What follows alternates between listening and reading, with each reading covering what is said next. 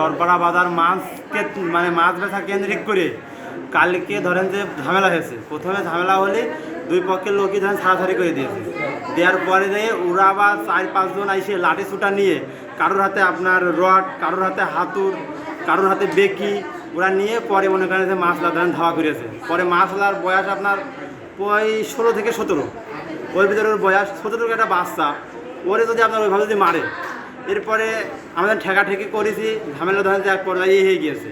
এরপরে আমরা আজকে সকালে বাজার কমিটির লোক বসাবসি করেছে যে ওই মানে জিল্লা সর্দাররা মেরেছে, এই জিল্লা সর্দারের পরিবার যেন বাজারে না আসে।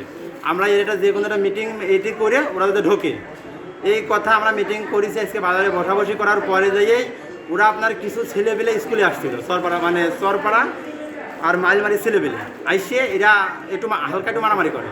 মারামারি করার পরে যে এইটা কেন্দ্রিক করে নিয়ে মনে করেন আপনার এই দুপুর থেকে এই কাজে শুরু। নগদ পেমেন্টে 500 টাকা পর্যন্ত ক্যাশব্যাক আর লেনদেনে প্রতিদিন ডিপ ফ্রিজ এবং ঘন্টায় ঘন্টায় এসি টিভি সহ দারুণ সব গিফট।